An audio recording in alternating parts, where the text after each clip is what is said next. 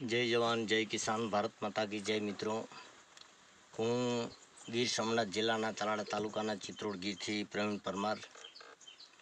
ખાસ કરી અને અવારનવાર એવી વાતો આવે છે સનાતન વિશે કે જેને સનાતનના સની ખબર ન પડતી હોય એવા સનાતન વિશે ડિબેટ કરતા હોય છે।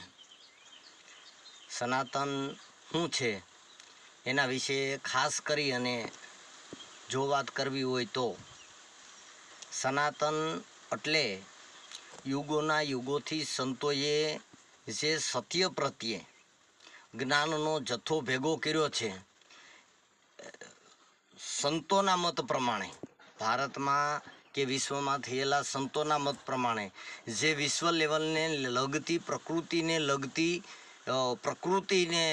લગતા નીતિ નિયમો છે એ પ્રમાણે જે જ્ઞાનનો જથ્થો ભેગો કર્યો છે એ જથ્થાનું નામ સનાતન છે, જેની અંદર ન તો કોઈ ઊંચું છે, ન તો કોઈ નીચું છે, ન તો કોઈ ધર્મ મોટો છે કે ન તો કોઈ જ્ઞાતિ મોટી છે। આવું જેની માન્યતામાં હોય એને સનાતન કહેવાય। સનાતન પિન્ટુભાઈ કોડીનો વિડીયો આવ્યો તો એને કોક સામેથી કહે છે સનાતન એટલે હું હિન્દુઓનું સનાતન છે। સનાતન શબ્દ સંતોનો છે, બોધનો છે, અને એ સનાતન શબ્દની ચોરી કરી અને લેભાગું સોટી પીડ્યા છે સનાતન। વાસ્તવમાં સનાતન વિશે જ્ઞાન હોવું જરૂરી છે। આપણે યાદ રાખવું જોઈએ કે યોગી યુપીના મુખ્યમંત્રી છે એ સનાતન વિશે કે સનાતનીઓ મૂકશે નહીં, તો સનાતનને જો તમે ઓળખતા હો તો તમે સત્તા સંભાળી ત્યારે અખિલેશ યાદવે તમારી આગળની સત્તા સંભાળેલી હતી એની સત્તા રદ કરી અને તમે સત્તા સંભાળી ત્યારે એની ખુરશી અને ઓફિસ તમે ગૌમૂત્રથી અને દૂધથી ધોવડાવી હતી અને તમારા શબ્દો એવા હતા કે અહીંયા એક શૂદ્ર રાજ કરીને ગયો છે। આભાર કહેવાય તમારો। હું છતાંય કહું છું કે આહિર લોકોને અથવા તો ઓબીસી લોકોને એમ હતું કે અમે સવર્ણમાં આવીએ છીએ એને ખબર પડી કે અમે શૂદ્રમાં આ ગણતરી આ લોકો કરે છે, અમે સવર્ણ નથી। તો આવી માન્યતા જે ઊંચ નીચના ભેદભાવવાળી જ્ઞાતિના કે જાતિભાતિના ભેદભાવવાળી જે માન્યતા હોય એને સનાતની ન કહી શકાય। કેટલાય બ્રાહ્મણો આમાં પીડાણા છે। બ્રાહ્મણ વાદનો વિરોધ છે, બ્રાહ્મણોનો વિરોધ નથી। કેટલાય બ્રાહ્મણો મારા મિત્રો પણ છે।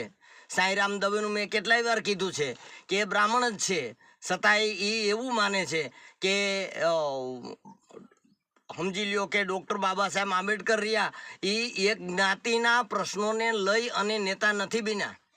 એક જ્ઞાતિ માટે એણે કામ નથી કર્યું, એણે ભારતની તમામ પ્રજા માટે કામ કર્યું છે, વિશ્વની તમામ પ્રજા માટે કામ કર્યું છે, ખાસ કરીને ભારતની પ્રજા માટે કામ કર્યું છે। તો આ વાત આપણે યાદ રાખવી જોઈએ। જ્યારે નાના મોટા પ્રશ્નો ઊભા થાય છે ત્યારે એવું બને છે કે અલગ અલગ જ્ઞાતિના લોકોને ટાર્ગેટ કરવામાં આવે છે। આ લોકોને ભાગલા પાડવાની વૃત્તિ અંદર રહેલી છે। ભાગલા પાડો અને રાજ કરો એ વૃત્તિ યુગોના યુગોથી આમાં હાલી આવે છે ભારતમાં, જેના કારણે અનેક લોકો ભારત ઉપર રાજ કરી શક્યા છે। કોળી સમાજના વ્યક્તિને મારે એટલે કોળીઓ સંમેલન કરે, મુસ્લિમ સમાજના વ્યક્તિને મારે એટલે મુસ્લિમો સંમેલન કરે, બીજા લોકો એમાં ન જાય। દલિત સમાજના વ્યક્તિને મારે એટલે દલિતો સંમેલન કરે, બાબાજી સમાજના વ્યક્તિને મારે એટલે બાબાજી હોય એ સંમેલન કરે, આહિર સમાજના વ્યક્તિ ઉપર દમન થાય તો આહિરો હોય એ બેરતાણે અથવા તો એ સંમેલન કરે। આવું ન કરવું જોઈએ, આનું નામ જ જ્ઞાતિવાદ છે। આવું સંમેલન કરવું જોઈએ, 101% કરવું જોઈએ, પણ તમામ જ્ઞાતિના લોકોએ ભેગા મળી અને સંમેલન કરવું જોઈએ। જેવી રીતે આજે જંતર મંતર મેદાન દિલ્હી ઉપર તમામ જ્ઞાતિના લોકો ગયા છે। એક તો પોલીસવાળાની ઘેરેથી બેનનો મેં વિડીયો જોયો, એવું કહે છે કે મારી દીકરીની સાથે હું જંતર મંતર મેદાનમાં આવી છું અને મારા ઘરવાળા દિલ્હી પોલીસમાં છે, ભલે આમને સામને થઈ જાય, જોઉં છું એનામાં કેટલી હિંમત છે। આનું નામ કામ કર્યું કહેવાય, આનું નામ સનાતનને સમજ્યા કહેવાય। એટલે સનાતનને સમજો। સનાતનનો મતલબ એવો નથી કે આ જ્ઞાતિ હર કે આ જ્ઞાતિ હર, આ ધર્મ હર કે આ ધર્મ હર, એવું નથી। ભાજપ હોય, કોંગ્રેસ હોય, આમ આદમી પાર્ટી હોય, જે જ્ઞાતિવાદ રાખે એ સનાતની નથી જ। આ સનાતનનો મતલબ થાય છે. સનાતનને બરાબર સમજો. સનાતનનો કહેવાનો મતલબ એ જ છે કે જાતિ ભાતિ નહીં હરિકેરા દેશમાં તજવો વર્ણનો વિકાર. તો આ તો વર્ણનો વધારો કરવાની વાત છે. સિટી લેવલે તમે જુઓ કે ગામડામાં જુઓ, ખાસ કરીને માનવતા ગામડામાં વધારે છે. સિટી લેવલે ઊંચા હાથના વ્યવહાર છે, એમાં ના નહીં, પણ માનવતા જેવું કાંઈ રહ્યું નથી. આ જોવા મળે છે, નજરો નજર જોવા મળે છે. મારા અનુભવના દાખલા કહું છું તમને. તો સનાતનનો મતલબ થાય છે કે સમતા સમાનતા બધાય હરખે હરખા હોવા જોઈએ. કેટલાય બ્રાહ્મણો એમાં પીસાઈ પણ છે. કેટલાયના મર્ડરો, હરેન પંડ્યા પણ બ્રાહ્મણ હતો. ઓલો ભાઈ ડીએસપી એક નામ મને અત્યારે યાદ નથી આવતું, એને જેલમાં ભાજપ સરકારે જ બ્રાહ્મણને નાખેલો છે, જેની ઘરવાળીએ મોટો ઝુંબેશ કરેલો છે. એટલે એવું નથી કે કોઈ જ્ઞાતિ દમન કરે છે, નહીં. અંગ્રેજોની ઓલાદો જે બાકી રહી ગઈ છે, કાળા અંગ્રેજો, એ આ ભારત ભૂમિની પ્રજા ઉપર દમન કરી રહી છે. અને જ્યાં સુધી આપણે ભાગલાવાદી વૃત્તિમાં રહેવું, નોખા ફરતા રહેવું, હિન્દુ મુસલમાન કરતા રહેવું, ત્યાં સુધી આપણે કોઈ દિવસ સત્તામાં આવવાના નથી. ગમે તેની સરકાર આવે તો એ સરકાર સમજી લે કે ભાગલા પાડો અને રાજ કરો, એ આને ગમે છે. એટલે આપણે ભાગલા પાડવાની વૃત્તિ જ રાખવાની. કે કોળી સમાજના છે, લુહાર સમાજના છે, વાણંદ સમાજના છે, દલિત સમાજના છે, આવા સમાજ વિશે ટિપ્પણી કરવાની. એટલે એ સમાજના હોબાળો કરે, બીજા તો કોઈ બોલતા નથી. ધન્યવાદ આપું છું. ઘણા બધા પત્રકારો એવા પણ છે, ઘણા બધા એવા છે કે ખાસ કરી, અને હું ઓળખું છું ત્યાં સુધી કહું તો જ્યોત્સનાબેન આહિર એ જ્ઞાતિની વાત નથી કરતા, પોતે પત્રકાર જ છે, પણ એમ છતાં જ્ઞાતિ વિનાની વાત કરે છે. તમામ જનતાના અવાજની વાત કરે છે, તમામ જનતાના હિતની વાત કરે છે. તમામ જનતા જે રહી સરકારી કર્મચારી હોય કે પછી આમ જનતા હોય, એના બાળકોને ભણાવે તો છે જ, એને એજ્યુકેશન તો જરૂરી જ છે, એને નોકરી તો જરૂરી જ છે. તો એના હિતની વાત કરે છે. આવા પત્રકારોને સલામ છે, સેલ્યુટ છે.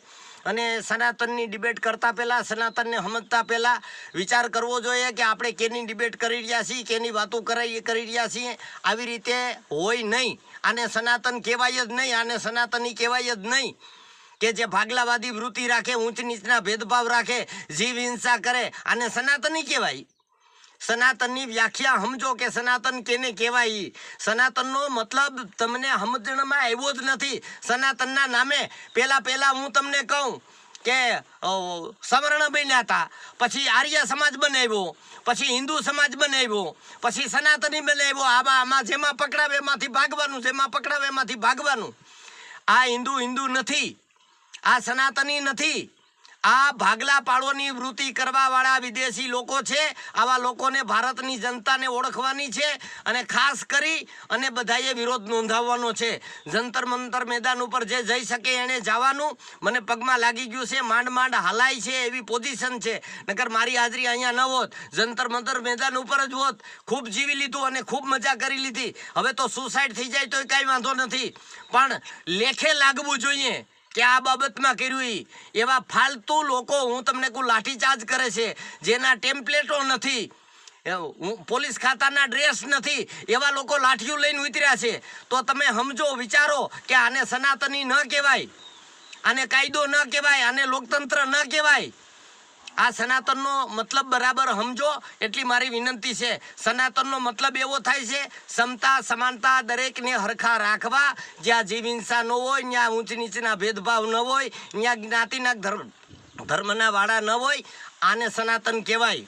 જય ભીમ, જય જોહાર, ભારત માતા કી જય.